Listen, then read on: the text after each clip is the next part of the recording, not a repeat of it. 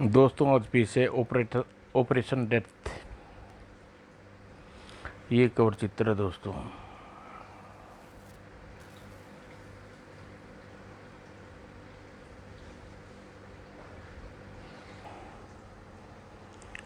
दोस्तों आपने फरार कैदी में पढ़ा,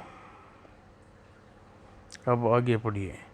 तब तभी अकरम मशीनी अंदाज में अपनी एड़ी पर घूम गया और अगले ही पल यह सब कुछ पलक झपकते ही हो गया था। देखते ही देखते दुश्मनों का पासा पलट चुका था। खतरे को भांपते ही वोल्फ नामक व्यक्ति अपना रिवॉल्वर निकालने की कोशिश की, किंतु आह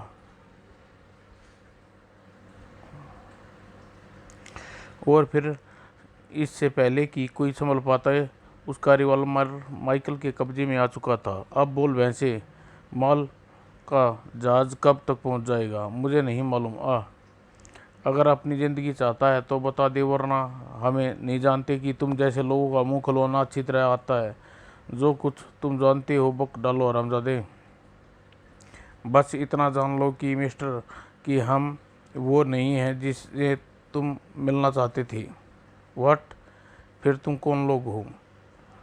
इसके अलावा मैं तुम्हें कुछ भी नहीं बताऊंगा, चाहे तुम मेरी जान ले लो। पर इतना याद रखो कि तुम लोग बच नहीं पाओगे। तुम्हारा विचार क्या है अकरम? मेरे ख्याल से समय बर्बाद करना बेकार है। और फिर वह व्यक्ति अपने होश गंवा बैठा। अब अकरम हीरो की थैली एक बार फिर एडी में छुपा ली चुका था। अकरम उचित यही होगा कि हम जाने से पहले इस मोटर बोट को ठिकाने लगा दे का बंदोबस्त कर लेना चाहिए। तुम ठीक कहते हो, हमें अपने पीछे कोई निशान नहीं छोड़ना चाहिए। फिर उसने कनस्तर में रखे पेट्रोल कैबिन में रखे सामान पर छिड़का और आग लगा दी और समुद्र में कूद गया। और वे तेजी से मोटर बोट से दूर होते जा रहे थे। थोड़ी देर बाद भड़ाम।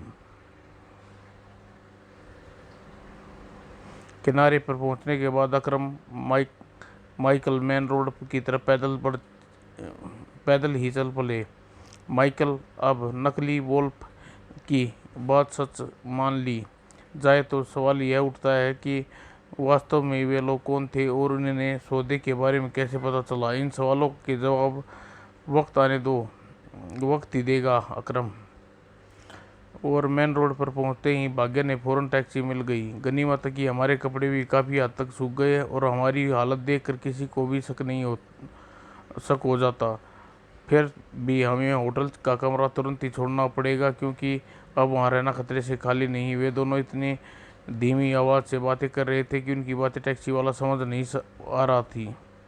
आधे घंटे बाद माइकल अकरम होटल के सामने थे।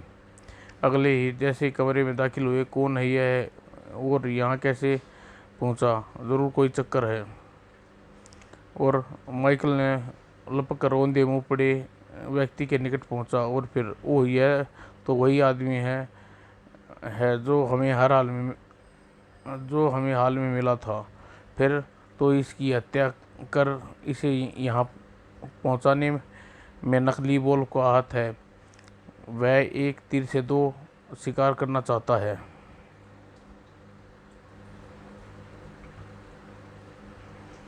तभी आठ सुनकर माइकल और अकरम चौंकते हुए पलटे। तुम कौन हो? खबरदार, कोई गलती हरकत करने की कोशिश मत करना। सीआईडी इंस्पेक्टर असगर खान के हाथों आज तुम लोग नहीं बच सकते। लेकिन हम बेकसूर हैं। इस आदमी का खून। इंस्पेक्टर अकरम खान की बात बीच में काटता बोला, मैं जानता हूँ रहमत अली की हत्या तुमने नहीं की, वोल्फ के आदमियों ने की है, क्योंकि उन्हें पता चल गया था कि रहमत अली हमारा आदमी है।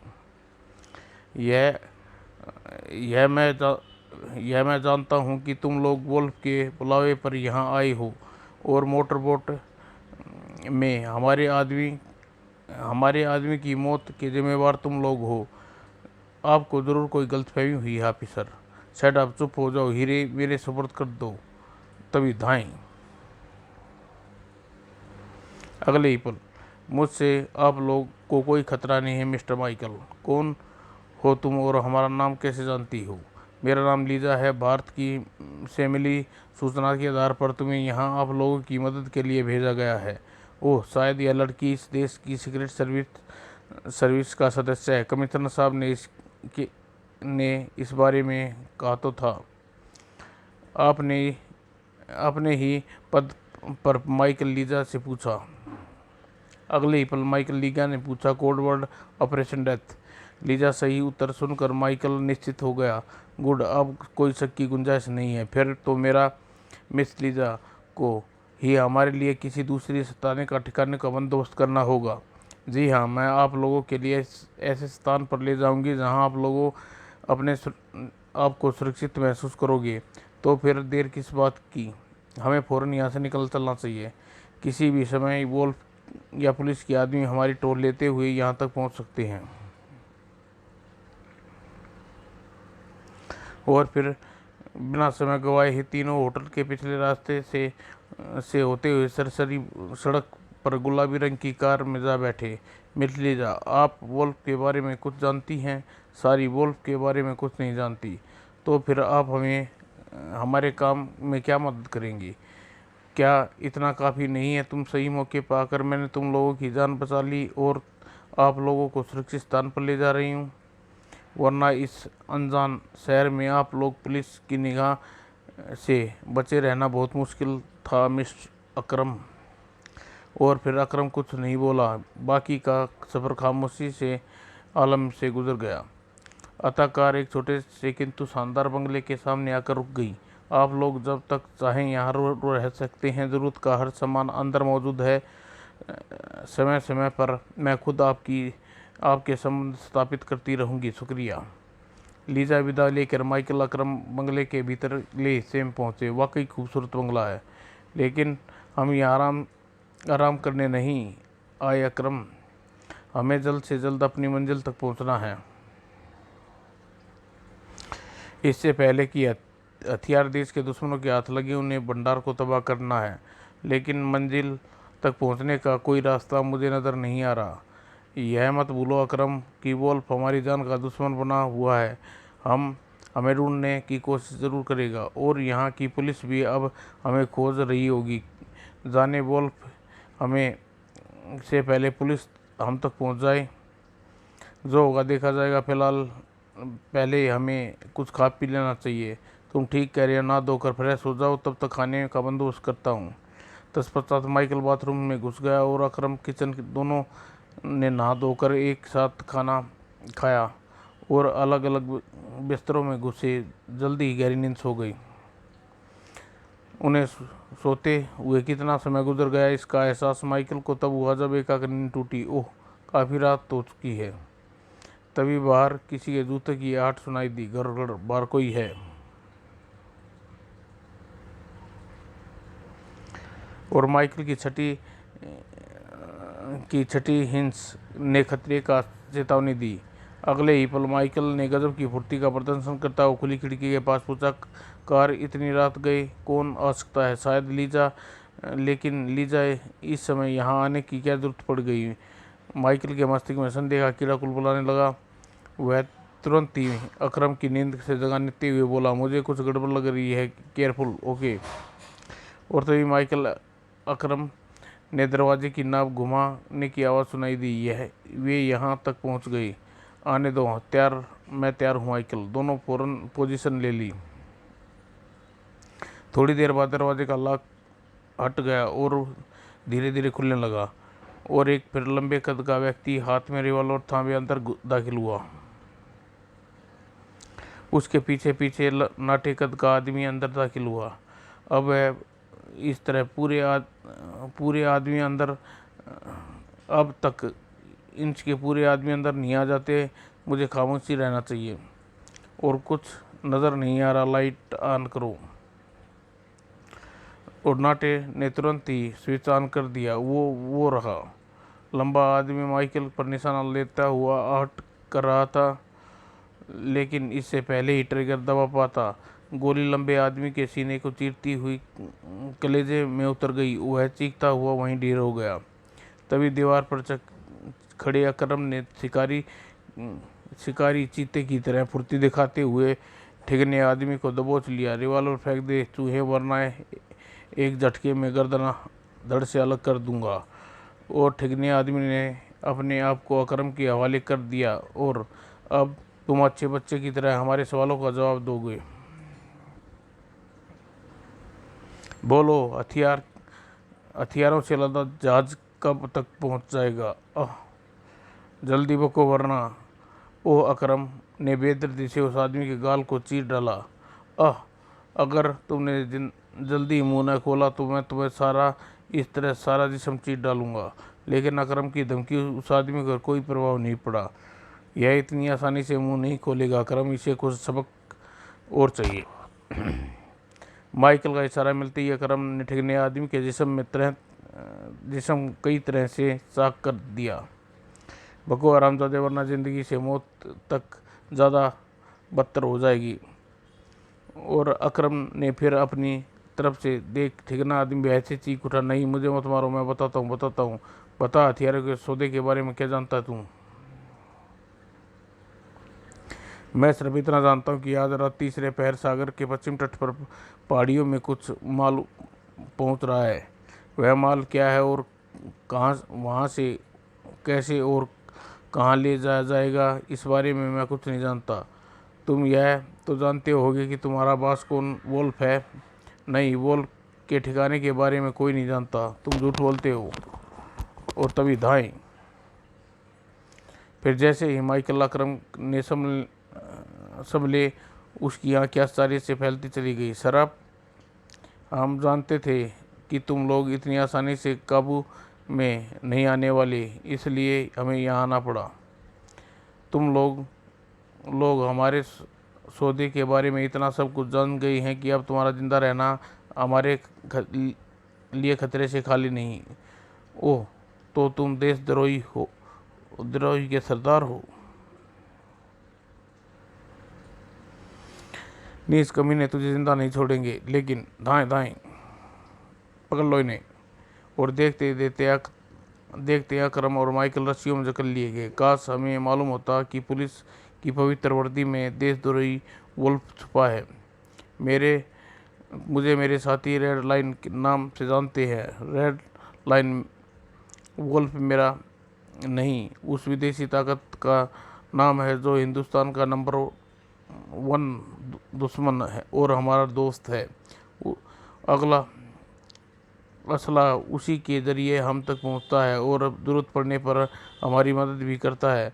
लेकिन जब तक हीरे हमारे पास हैं, तुम वोल्फ की कोई मदद नहीं कर सकोगे। वे हीरे नकली हैं। हीरे वोल्फ तक पहुंच चुके हैं और कुछ ही घंटों बाद हिंदुस्तान की तबाही का सामान हम तक पहुंचने वाला है। इसीलिए हमारा वहां पहुंचना ज़रूरी है।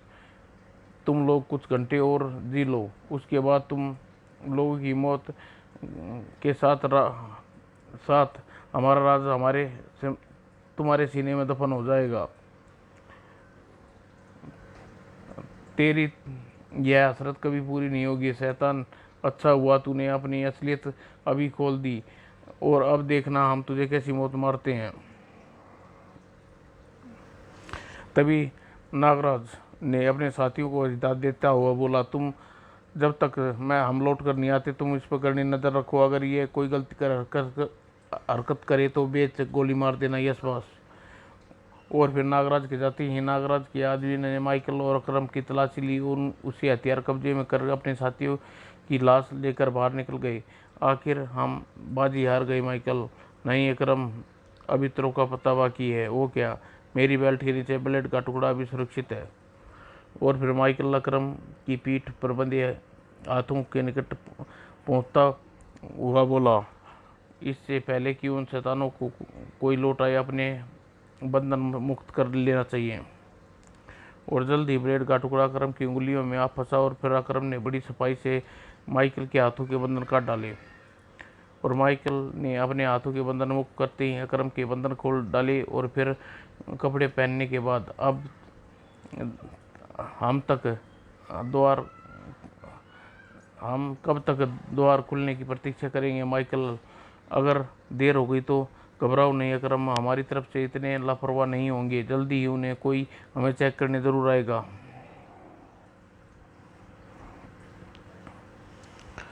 और तभी उन्हें निकट आते कदमों की आहट सुनाई दी। तुम्हारा ख्याल ठीक निकला, कोई इस तरफ आ रहा है। बस अब तुम वही कर, अब जैसे ही अंदर आए उस पर काबू पा लेना। और फिर जैसे ही आगंतुक कमरे में दाखिल हुआ, अकरम ने एक ही बार में आगंतुक के अपने प्राण गंवा बैठा। और पलक झपकते ही आगंतुक का रिवॉल्वर अकरम के अपने कब्जे में ले लिया। फिर छलांग लगाकर कमरे से बाहर निकला। अरे यह बाहर कैसे आ गया? और इससे पहले बाहर मौजूद बदमाशों अपने हथियारों पर तक पहुंचते दाएं दाएं। और देखते देखते बदमाशों की जीवन लीला समाप्त हुई। गुड, अब फौरन यहाँ से निकल चलना चाहिए। और फिर मौका पाकर अकरम वहाँ पड़े रिवॉल्वर अपने कब्जे में किए और दौड़ते हुए बंगले से बाहर आ गए। तभी एक गुलाबी रंग की कार उनके समीप आकर रुकी। गेट इन, शेरबाज, हरियप। और माइकल और अकरम तुरंत तुरंत कार की ओर समा गए। दूसरी ही पल विद्युत गति से दौड़ती रही। तुम सही वक्त पर पहुंच लीजा। इससे पहले कि एक कार की सख्त जरूरत थी। हमें जल्दी से जल्दी पश्चिम तट की फैली यहाँ पहाड़ियों के पीछे पहुंचना है। डोंट वरी माइकल, मैं यहाँ के रास्ते भली भांति परिचित हूँ। यह तो और भी अच्छा हुआ, मंजिल पहुँचने के लिए भटकना नहीं पड़ेगा। लेकिन कार अभी शहर के मध्य भाग से गुजर रही थी कि गश्ती पेट्रोलिंग पुलिस ने उन्हें रोक लिया। हाल्ट, यह तो बहुत बुरा हुआ, हमारा एक पल कीमती है। अगर कहो तो मैं सीधी निकल जाऊं? नहीं, इस तरह हमारे पीछे लग जाएंगे। तुम रुक कर उससे निपटो, हम सीट के नीचे हो जाते हैं। ओके। और अगले ही पल माइकल और अकरम सीट के नीचे छिप गई। लीजा कार मिलिट्री पुलिस के अधिकारियों के निकट रोकी और बड़े सहज और शोर में बोली, क्या बात है कैप्टन, आप नीचे उतरिए, हम कार की तलाशी लेंगे। लेकिन कैप्टन, नो लेकिन नीचे कम इन। और मिलिट्री पुलिस अधिकारी लीजा के जहदों की परवाह किए बगैर कठोर स्वर में बोला। मिलिट्री पुलिस अधिकारी का रुख माइकल सतर्क हो कर दिया। अभी हमें अपना रास्ता साफ ही कर ही लेना चाहिए अकरम। ओके। और अगले ही पल धाएं धाएं। और रास्ता साफ होते ही लीजा का पाँव एक्सीलेटर पर बढ़ा दिया। और फिर कुछ देर बाद कार सीधी सड़क छोड़कर घुमावदार पहाड़ियों की सड़क पर दौड़ती चली जा रही थी। लेकिन अभी आधा पहाड़ी रास्ता ही तय कर पाए थे कि लीजा माइकल सतर्क हो गई। मुझे शक है कि हमारा पीछा हो रहा। व्हाट? माइकल की निगाह पीछे जीप पर टिकी।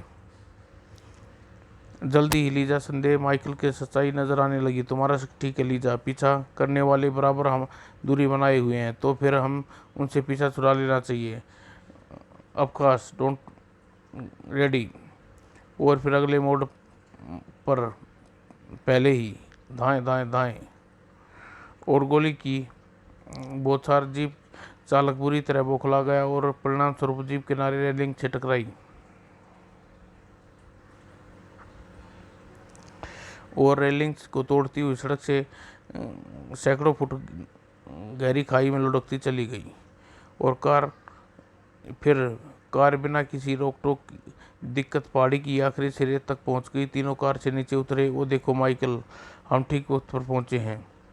अब क्या इरादा है माइकल? लीजा, सड़क वाले रास्ते से नीचे पहुंचो और एक मोटर बोट लॉन्च का प्रबंध करो। हम अपना काम पूरा कर उसी लॉन्च के करीब सुबह होने तक इस देश के समुद्र की सीमा को पार कर जाएंगे। ठीक है। ट्रांसमीटर पर सिग्नल मिलते ही तुम अपनी स्थिति से अवगत करा दूंगी। और लीजा के जाने के बाद माइकल अकरम की मदद से कार को दूसरी तरफ खाई में लुढ़का दिया। अब कार को यहाँ की पुलिस भी नहीं ढूंढ पाएगी। यह खूबसूरत कीमती कार बर्बाद देख मेरे दुख हो रहा है माइकल। लीजा पैदल आगे बढ़ गई। और फिर माइकल ने अकरम को पहाड़ी के कच्चे नुकीले रास्ते से होते हुए सागर के किनारे फैली चट्टानों के बीच जा पहुंचे। वो देखो अकरम, ट्रकों की लंबी कतार बोटों से लाया गया असला इन्हीं ट्रकों में लादा जा रहा है। फिर क्यों ना एक ट्रक पर कब्जा कर लिया जाए। माइकल की स्वीकृति मिलते ही अकरम ने तुरंत अंधेरे में खो गया और लगभग 10 मिनट बाद जब वापस लौटा दोनों बेहोश हैं, सुबह तक पहले होश नहीं आएगा। गुड। और फिर जल्दी ही माइकल ने अकरम ने बेहोश आदमियों की पोशाकें उतार कर पहन ली। अब हम पर कोई शक नहीं कर सकता, लेकिन इनसे पहले किसी ट्रक चालकों का अनुपस्थिति का पता चलते हमें उस खाली ट्रक में पहुंच जाना चाहिए। अगले ही पल ट्रकों के पीछे बढ़ते जा रहे थे। उन्हें खाली ट्रक में पहुंचने में कोई दिक्कत नहीं हुई। अब कोई खतरा नहीं है। जल्दी ही ट्रक में सवार हो गई और थोड़ी देर बाद ट्रक में माल लादा जाने लगा। लगभग आधे घंटे बाद ट्रकों का कारवां जंगल के रास्ते से मंजिल की तरफ बढ़ाता जा रहा था। एक खंडरनुमा किले के विशाल द्वार के सामने पहुंचकर यह काफिला रुक गया और द्वार तैनात खाकी वर्दीधारी सैनिक एक ट्रक के अंदर भेजे जा रहे थे। माइकल, हमला, अकरम भी अपने ट्रक के साथ किले में दाखिल हो गए थे। आखिर हम अपने मिशन में कामयाबी के करीब पहुंच गए हैं। हाँ अकरम, अब अपनी जान पर खेल कर हम इस बारूदी किले को उड़ाना। यहाँ सिक्स देश के दुश्मनों की रीढ़ की हड्डी तोड़ देगी। फिर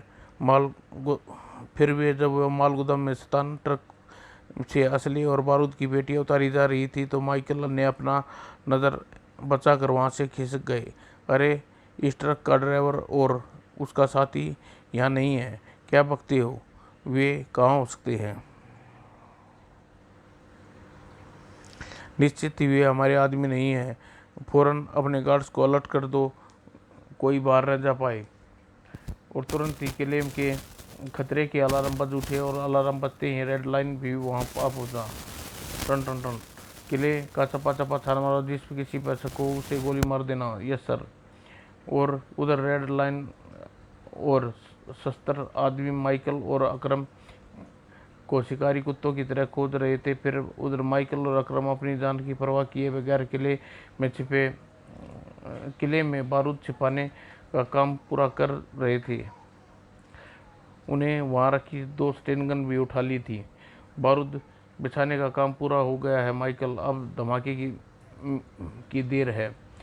मैं इस मीटर को 30 मिनट का समय सेट कर दिया है। 30 मिनट के बाद ये ब्लास्ट होता और बारूद में आग पकड़ लेगा और यह किला रेड लाइन और उसके साथियों सहित तबाही की गर्त में समा जाएगा। तत्पश्चात माइकल मीटर को सुरंग की दीवार पर बने एक सुराख में रख माइकल मीटर को एक सुरंग की दीवार में बने एक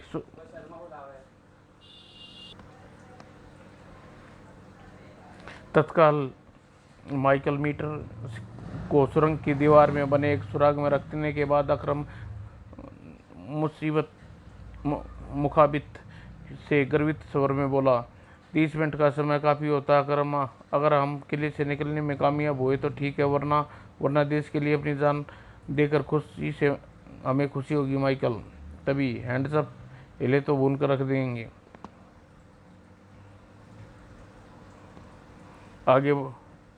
चलो आगे बढ़ो। माइकल और अकरम ने आदेश का पालन किया, लेकिन अभी कुछ दूर ही गए थे अचानक अकरम बिजली से तेजी से एडी पर घुमा और वर्दीधारी सैनिक को दर्द से कराट जमीन पर लुढ़क गया। और इसके साथ ही इससे पहले कि वह संभल पाता, तड़ाक, एक ही बार में वर्दीधारी सैनिक के सिर माइकल ने खरबूजे की तरह फाड़ डाला और फिर पूरी ताकत से सुरंग के मुहाने की तरफ दौड़ पड़े। लेकिन अभी वे कुछ सुरंग के मुहाने के करीब पहुंचे थे, घुर घुर भों भों, और मौके की नजाकत समझते माइकल ने स्टेन गन का रुख उन कुत्तों की तरफ घुमा दिया और ट्रिगर दबाता चला गया, दाएं दाएं दाएं। इस बीच अकरम ने आक्रमणकारी कुत्ते की मौत की नींद सुला दिया। तब वो सुरंग से बाहर मैदानी भाग में पहुंच गए। किस्मत हमारे साथ दे रही है खबर में, इससे पहले कि पहरेदार सैनिक को वहां से हटाना होगा। तभी अचानक दूसरी तरफ आते सैनिकों की बूटों की आवाज़ उसका ध्यान अपनी तरफ आकर्षित हो गया। खट खट खट। अकरम, तुम हेलीकॉप्टर की तरफ बढ़ो, मैं इनसे निपटता हूँ। ओके। और फिर अकरम बड़ी मुस्तैदी से हेलीकॉप्टर की तरफ दौड़ पड़ा। वो रहा फायर। किंतु इससे पहले सैनिक अकरम पर गोलियां बरसाते वहां वातावरण में गोलियों की चीख से पुकार की आवाज़ें गूंज उठा।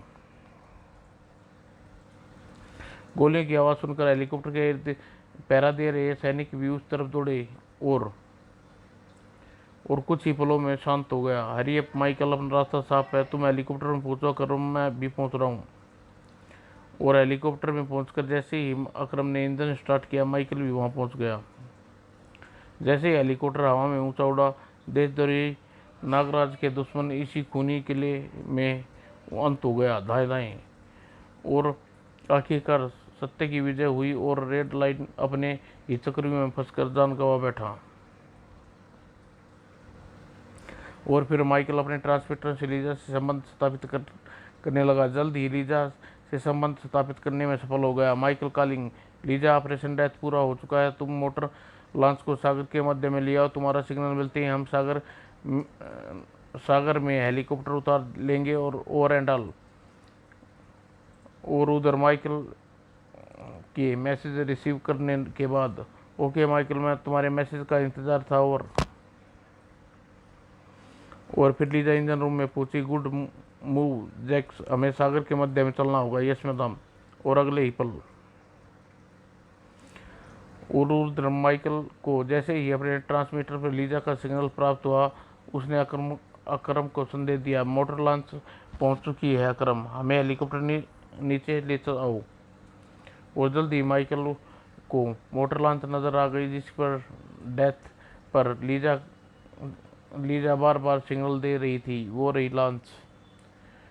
और माइकल अकरम से मुखातिब हुआ बोला, जो कुछ मैंने सुना है, मैंने कहा था, तुम्हें याद है ना? हाँ। गुड। अब हेलीकॉप्टर को लॉन्च से दूरी पर पानी में उतार दो। की और कुछ देर बाद हेलीकॉप्टर पानी की सतह पर लगभग सतह को छूने लगा। जंप। देखते ही हेलीकॉप्टर पानी के गर्भ में समा गया और फिर माइकल सुरक्षित मोटर लॉन्च तक बढ़ गई।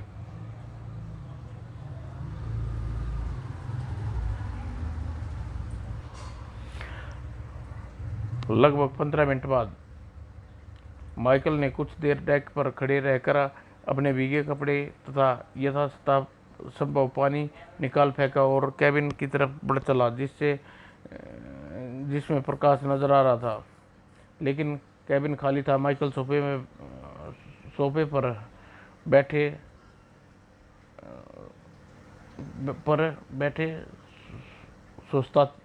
बैठे सुस्ताने लगा। तभी आहट और लीजा मुस्कुराती हुई कैबिन में दाखिल हुई। मुबारक हो माइकल, यह क्या, तुम अकेले? तुम्हारा साथी कहाँ है? मुझे अफसोस है, लीजा अकरम को साथ नहीं ला सका, वह मिशन में काम आ गया।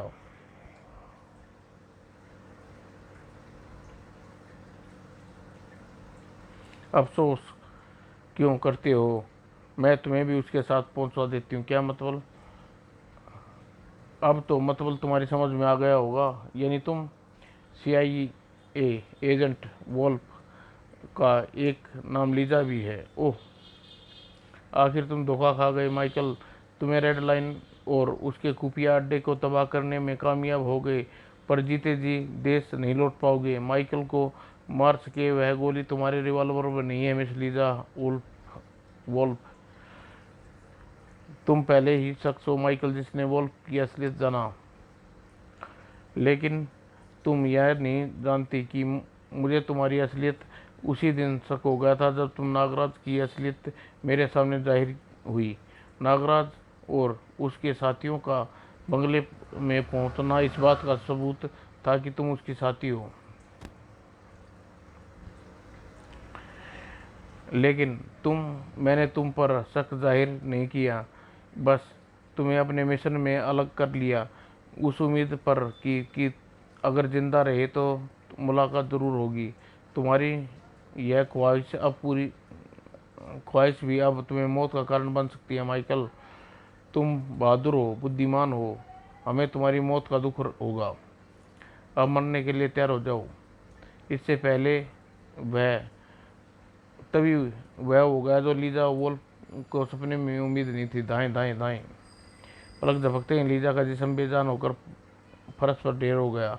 वेल्डन अकरम। लीजा और वोल्फ की मौत के साथ ही हम मिशन ऑपरेशन डेथ पूरा हो गया। मुझे विश्वास नहीं हो पा रहा कि इस खूबसूरत चेहरे के पीछे सचमुच एक खतरनाक चेहरा छिपा था।